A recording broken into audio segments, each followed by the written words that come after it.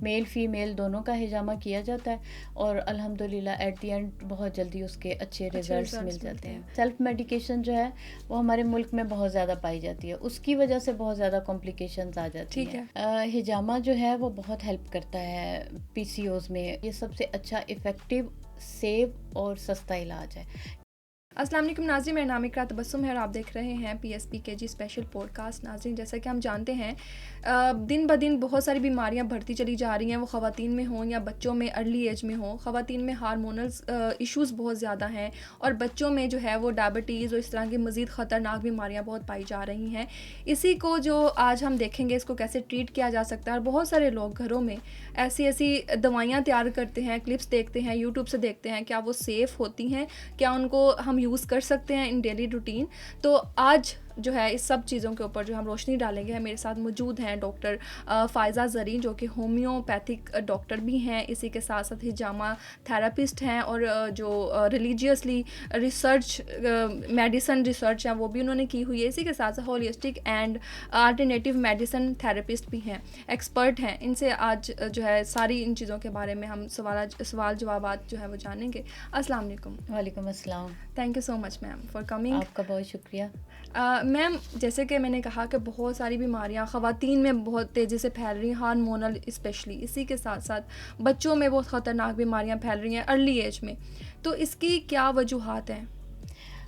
हमारे फूड, हमारे रोज़मर्रा के जो है केमिकल एक्सपोजर है, एनवायरमेंटल पोल्यूशन है, ये सब रीज़न्स हैं। और दूसरी बात ये कि सेल्फ मेडिकेशन जो है वो हमारे मुल्क में बहुत ज़्यादा पाई जाती है, उसकी वजह से बहुत ज़्यादा कॉम्प्लिकेशंस आ जाती हैं।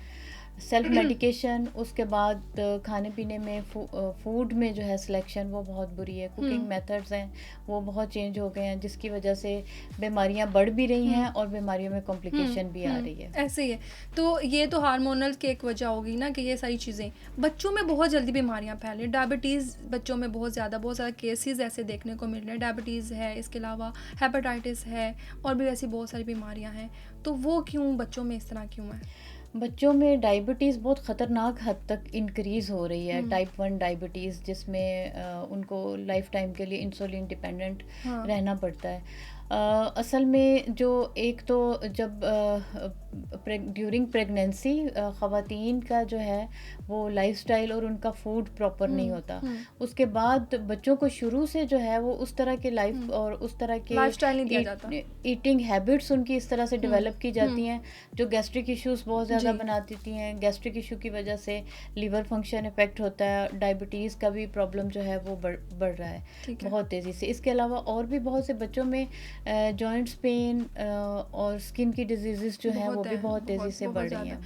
एग्जैक्टली। जैसे कि मैं, आप 3 मेडिसिन में बहुत एक्सपर्ट हैं। हिजामा है, होम्योपैथिक है, इसके अलावा अल्टरनेटिव मेडिसिन है।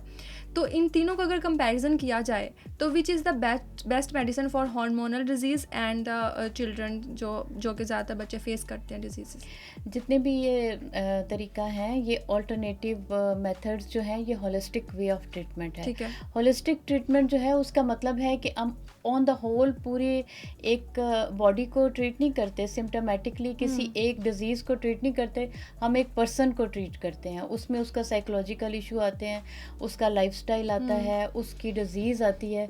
तो हम अंडरलाइंग काज तक पहुंच के जो बीमारी की जड़ है उसको फाइंड आउट करके फिर हम उसको रिजॉल्व करते हैं, उसको रिजॉल्व करने में पेशेंट की हेल्प करते हैं। तो इस तरह जो है वो जब हम बीमारी की जड़ को ट्रीटमेंट करते हैं, जो बीमारी की वजह होती है उसको ट्रीटमेंट दिया जाता है, तो लाइफ टाइम के लिए जो प्रॉब्लम बार बार पेशेंट को तंग नहीं करता। ठीक है। तो नबी पाक सल्लल्लाहु अलैहि वसल्लम ने फरमाया है कि जितने भी तरीका इलाज हैं उनमें बेहतरीन हिजामा है।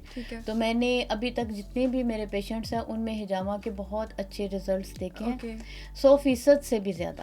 ठीक है। और कोई साइड इफ़ेक्ट नहीं है, और लाइफ टाइम के लिए बहुत से प्रॉब्लम्स ऐसे हैं कि जो 100% क्योर हो गए हुए हैं। बहुत से पेशेंट्स ऐसे हैं जो मेडिसिन डिपेंडेंट थे, पूरी ज़िंदगी से वो स्टीरॉयड ले रहे थे, मेडिसिन पे डिपेंडेंट थे, अब वो बगैर किसी हिजामा मेडिसिन के हिजामा करने के बाद। हिजामा करने के बाद वो ठीक बगैर है। किसी दवाई के वो आराम से अपनी नॉर्मल ज़िंदगी गुजार रहे हैं। ठीक है, आपने जैसे कि बात की मेडिसिन्स की बात की, मेडिसिन छोड़ के वो हिजामा की तरफ आते हैं। डॉक्टर आते हैं आपके पास, जो एलोपैथिक डॉक्टर हैं वो आते हैं आपके पास हिजामे के लिए? बिल्कुल, बहुत से डॉक्टर हैं ऐसे, एक उनकी लिस्ट है कि जब उनको पता चलता है, सबसे पहले तो ये हमारे नबी सल्लल्लाहु अलैहि वसल्लम की सुन्नत है।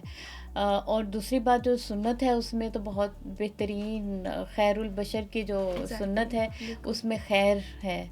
तो डॉक्टर्स जो हैं वो सुन्नत को अडॉप्ट करने के लिए ट्रीटमेंट कराते हैं। और अपनी जर्नल, जैसे एक डॉक्टर की लाइफ होती है, बहुत हेक्टिक रूटीन होती है, तो हिजामा के बाद बॉडी जब डिटॉक्स होती है, एनर्जी लेवल बढ़ जाता है, तो वो अपनी ड्यूटीज़ जो अच्छे तरीके से परफॉर्म करते हैं। ठीक है। तो सर्जन्स हैं वो अपने जिस दिन उनका सर्जरी डे होता है उस दिन हिजामा करवा के जाते हैं, बहुत अच्छा है उनकी डे गुजरता है और थकावट भी नहीं होती। और बाकी डॉक्टर्स जो हैं बहुत से हैं जो ये समझते हैं कि ये एक सेफ और इफेक्टिव तरीका और लेकिन है। अक्सर डॉक्टर, मैंने जैसे सुना है काफ़ी लोगों से, इंटरव्यूज़ में भी सुना है कि लोग कहते हैं कि हिजामा जो साइंटिफिकली अप्रूव्ड नहीं है। हमारे लिए बस यही बात काफ़ी है कि ये हमारे नबी सल्लल्लाहु अलैहि वसल्लम की सुन्नत है जो उन्होंने अपनी पूरी ज़िंदगी में अडॉप्ट की है। ठीक है। तो साइंटिफिकली ये अप्रूव है, क्योंकि अब यूरोपियन कंट्री में टॉप ऑफ द लिस्ट जो ट्रीटमेंट्स हैं उसमें अल्टरनेटिव थेरेपी में कपिंग थेरेपी सबसे टॉप पे है। अवेयरनेस नहीं है लोगों को। और वहाँ से ही हमारे पाकिस्तान में, बाकी हमारे कंट्री में जो है यूरोपियन कंट्रीज़ की देख के जब उन्होंने नए इक्विपमेंट इसमें निकाले, एडवांस इक्विपमेंट चाइना से जो है वो हमें मिले, कनाडा है, यूरोप है, अमेरिका है, यूके है, इन सब कंट्रीज़ में हिजामा जो है बहुत अच्छा प्रैक्टिस किया जाता है। ठीक है। अच्छा मैम, अगर दूसरी तरफ देखा जाए, जैसे कि लोग अल्टरनेटिव मेडिसिन यूज़ करते हैं, घरों में ऐसे टोटके तैयार किए जाते हैं, कितने सेफ़ हैं? हमारे लिए एक ये बहुत बड़ा चैलेंज है कि हमारे पास जितने भी पेशेंट्स आते हैं वो पहले से यूट्यूब क्वालिफाइड डॉक्टर्स होते हैं, तो उनको फिर हमें डील करना पड़ता है। और बहुत से ऐसे टोटके होते हैं, ये बात मैं इस बात से अगेंस्ट नहीं हूँ। सोशल मीडिया जो है, यूट्यूब जो है, बहुत सी बातों में अवेयरनेस और नॉलेज लोगों को मिलती है। जैसे पहले हमें बुक्स देखनी पड़ती थी, लाइब्रेरीज़ का विज़िट करना पड़ता था, अब ये आपकी अप्रोच में हर चीज़ है, आप बेसिक नॉलेज हासिल कर सकते हैं। लेकिन बहरहाल जो एक क्वालिफाइड बंदा होता है अपनी फील्ड में, जो एक्सपर्ट होता है, उसको कंसल्ट करना ज़रूरी है। डिजीज़ के जो लेवल्स हैं वो डिफरेंट होते हैं ना, उस हिसाब से आपको मेजरमेंट भी अपनी फॉलो करनी होती है। बिल्कुल, हर कोई जो है वो सिम्टोमेटिकली अपना ट्रीटमेंट कर सकता है, लेकिन अंडरलाइंग काज जो है उसको जब तक ना रिकवर किया जाए, diagnosis, proper case taking, diagnosis जो है वो एक प्रोफेशनल डॉक्टर ही कर सकता है। तो अगर किसी को यूट्यूब के कोई रेसिपी पसंद आ जाती है या कोई फार्मूला वो अडॉप्ट करना चाहता है, तो बहरहाल उसको भी जो है वो किसी को कंसल्ट किए बगैर, अगर हर्बल है तो हर्बलिस्ट को कंसल्ट किए बगैर ना यूज़ करें, क्योंकि बहुत से केसेस इसमें बिगड़ जाते हैं। यही चीज़ अक्सर लोग ये कहते हैं ना कि जैसे कि इस तरह की मेडिसिन कोई ख़तरनाक नहीं होती, इसका कोई रिएक्शन नहीं होता, आप यूज़ कर सकते हो, अगर फ़ायदा ना हो तो रिएक्शन भी नहीं आता। तो ये बात कितनी सच है? नहीं, रिएक्शन हर्ब्स भी जो हैं वो 100% सेफ़ नहीं होती। कुछ लोगों को हम रेकमेंड नहीं करते, कुछ हर्ब्स हैं वो किसी पेशेंट को सूट नहीं करती, कुछ डाइजेस्टिव सिस्टम को मोस्टली जो है वो इफ़ेक्ट करती हैं। कोई हाइपरटेंशन का है, डायबिटीज़ का पेशेंट है, कोई लीवर का है, उसको, क्योंकि जो हर्बल मेडिसिन होती है ना वो गर्म और सर्द मिजाज के अकॉर्डिंगली उनको एडवाइस किया जाता है। द मोस्ट इम्पोर्टेंट थिंग कि उसमें मेजरमेंट लेवल नहीं हमें पता होते हैं ना, जितनी मर्जी क्वांटिटी हम यूज़ कर लेते हैं। उसमें मेजरमेंट का भी होता है कि कौन सी चीज़ जो है कितनी उसमें किया जाए। जैसे अब आजकल हार्मोन्स के लिए सीड साइकिलिंग बहुत फेमस है, तो हर कोई जो है वो सीड्स बाय करके उसकी सीड साइकिलिंग करता है, लेकिन उसमें भी डिपेंड करता है कि कौन से पेशेंट को कौन सा सीड किस रेशो से देना है, और उसके जो फुल मंथ का साइकिल है उसमें किन डेज में कौन सा सीड देना है। तो ये एग्जैक्टली जो है पेशेंट की रिक्वायरमेंट के मुताबिक, जिसकी स्टडी है, जो प्रोफेशनल डॉक्टर है, उसी से मशवरा करके इस्तेमाल करें तो ज़्यादा बेहतर है। बहुत इंपॉर्टेंट बात है ये। जैसे कि आपने अभी हार्मोन्स की बात की, हार्मोन्स में हार्मोन जो इश्यूज़ ज़्यादा ख़वातीन में पाए जाते हैं, तो उसके लिए हिजामा या फिर होम्योपैथिक, एलोपैथिक, किसको आप प्रेफर करते हैं? हॉर्मोन्स के लिए हार्मोन डिजीज़ तब होती है जब हमारे एंडोक्राइन ग्लैंड्स जो हैं वो प्रॉपर फंक्शन नहीं करते, प्रॉपर हार्मोन प्रोड्यूस नहीं करते। तो उसमें मैं मेडिसिन की बजाय हिजामा ही रिकमेंड करती हूँ, क्योंकि हिजामा नेचुरली जो है वो हमारी बॉडी के फंक्शन को इन्हेंस करता है, जो हमारे एंडोक्राइन सिस्टम है उसको बूस्ट करता है। ठीक है। तो रिज़ल्ट ये मिलता है कि बॉडी खुद ब खुद हार्मोन्स एक अच्छे लेवल पे जितनी हमारी रिक्वायर्ड होता है वो खुद प्रोड्यूस करती है, बजाय इसके कि हम कोई मेडिसिन दें जो ओरली हार्मोन थेरेपी है वो हमारी बॉडी के ऑर्गन्स को साइलेंट कर देते हैं। ठीक है। तो हिजामा इसमें बहुत अच्छा रोल प्ले करता है। इसमें थोड़ा सा हमें रिजल्ट्स थोड़े लेट मिलते हैं, क्योंकि जब तक इंटरनली हमारे एंडोक्राइन खुद फंक्शन करने लगते हैं, हार्मोन प्रोड्यूस करते हैं, फिर एट द एंड सिम्टम्स जो हैं वो रिलीफ हो जाते हैं। बिल्कुल बिल्कुल। बहुत सारे लोग जो हैं किसी भी बीमारी में हो, स्पेशली जब हार्मोनल डिजीज़ में मुब्तला होते हैं, तो उनका ख्याल होता है कि मेडिसिन खाई नहीं जाती है। एक तो ये चीज़ होती है, दूसरा ये कि मेडिसिन खाने से उनकी बॉडी जो है इसी तरफ आना शुरू हो जाएगी, क्योंकि इसमें मेडिसिन को तो आपको फॉलो करना ही पड़ता है। तो हिजामा जो है वो बेस्ट चीज़ है, इसको ज़रूर फॉलो करें।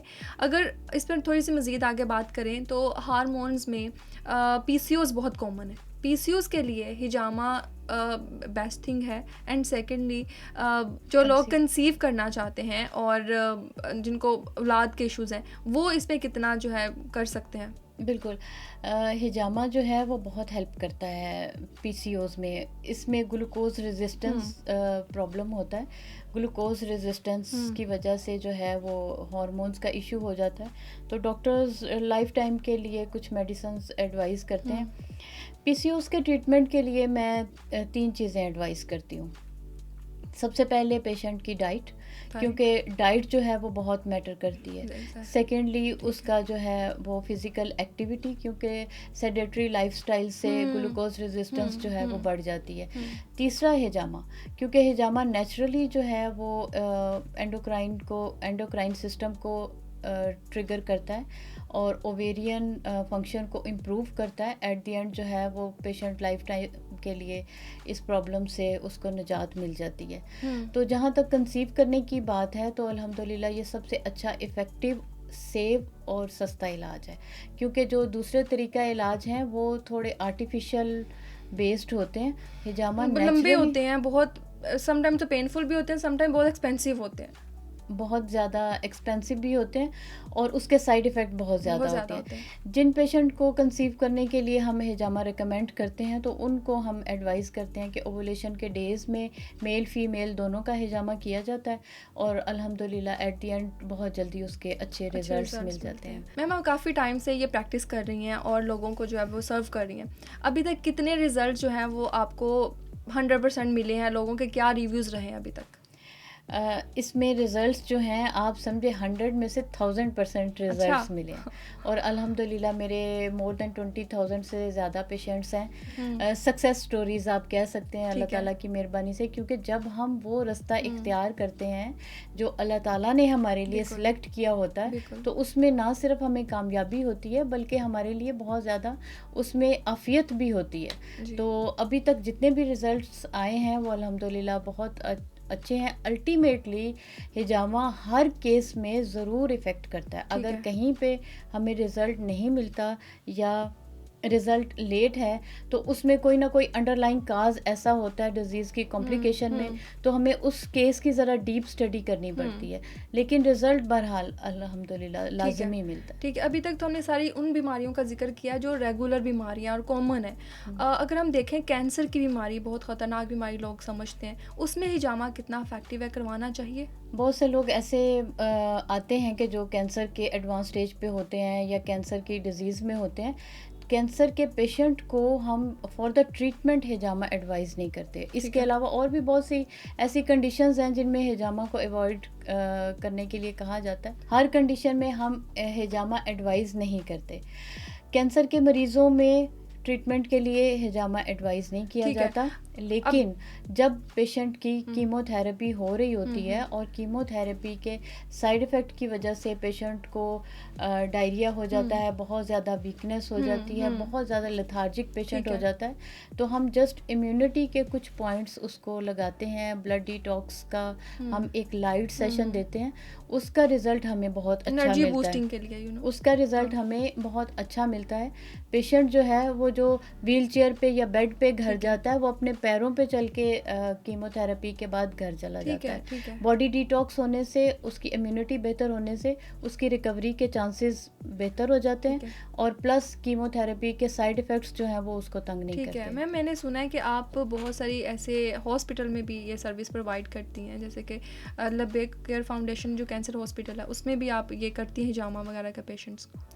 लबैक कैंसर केयर फाउंडेशन जो है वो मैं उसकी एग्जेक्टिव बॉडी में हूँ, मैं अच्छा, उसकी वाइस प्रेसिडेंट हूँ। That's good. उसमें हम कैंसर के आखिरी स्टेज के पेशेंट्स को रखते हैं, और वो पेशेंट जो दूर से आए होते हैं जिनकी कीमो और रेडिएशन हुँ, हो रही होती है, उसके लिए हमने cancer care hospice facility okay, provide की हुई है। ठीक है, तो अल्हम्दुलिल्लाह ये बहुत अरसे से मैं इसके साथ वाबस्ता हूँ, और इसमें हमारी सर्विसेज जो होती हैं वो बिल्कुल टोटली फ्री होती हैं।